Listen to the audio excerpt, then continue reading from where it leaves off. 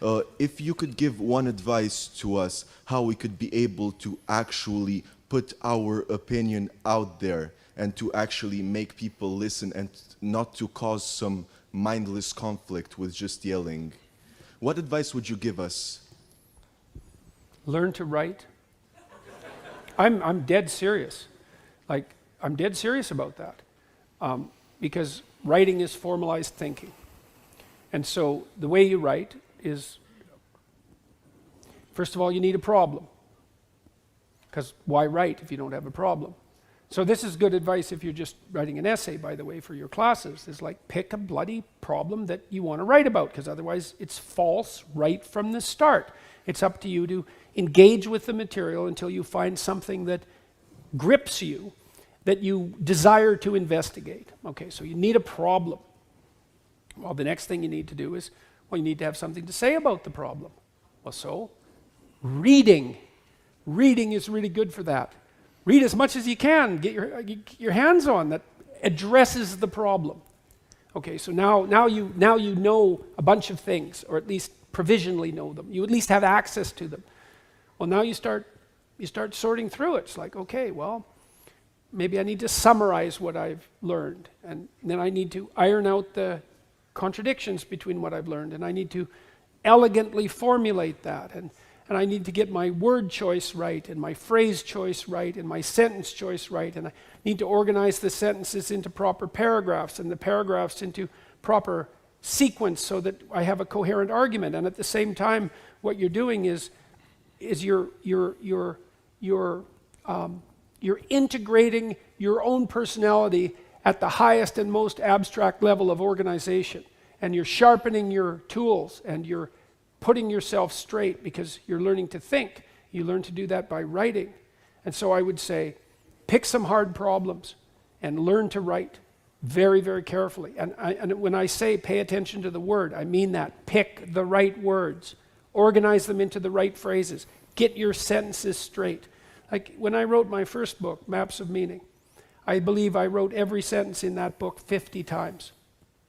50 variants of every sentence. I'd read it once, I'd read it again, I'd read it again, I'd read it again, and I'd have a little competition. Which sentence is better? Which sentence is better? I'd pick that sentence. Do the same with the paragraphs. Over many, many years, you hone your words. They're the most powerful thing about you, bar none. If you are an effective writer and speaker and communicator, you have all the authority and competence that there is. And so you're at university. Maybe you're taking a humanities degree. Well, what's the humanities degree for? It's to teach you how to think. You learn to think by writing. Now there's more to read, to speak, and all of that, but the best thing you can do is read and write every day, a couple of hours every day. Write about things you find important, and see if you can discover what you believe to be true. And that'll build you a foundation, and it's unbelievably practical. Like if you look at people who are phenomenally successful across life, there's various reasons, but one of them is that they're unbelievably good at articulating what they're aiming at, and strategizing and negotiating and enticing people with a vision forward. It's like, get your words together, man. That makes you unstoppable. And that's the core of the humanities, that idea. Get your words together. Make yourself an articulate creature, and then you're deadly in the best possible way. So, and take that seriously.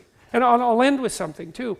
You students, you might think in your more cynical moments that you have to offer your professors what they want and gerrymander the content of your language to suit their predilections, or what you consider to be their predilections. First of all, it's a very small minority of professors who are corrupt enough to punish you for producing a high-quality essay that they don't agree with. And though that's reprehensible, but it doesn't happen very often. But more importantly, it's the highest academic sin to do that. Because what you're here to do is to learn to find your true voice. And every time you deviate from that for expedient reasons, you corrupt yourself. And not in a trivial way. Because when you formulate your arguments, that becomes a permanent part of your character. You carry that with you. It becomes part of the structure through which you view the world, and it guides your actions.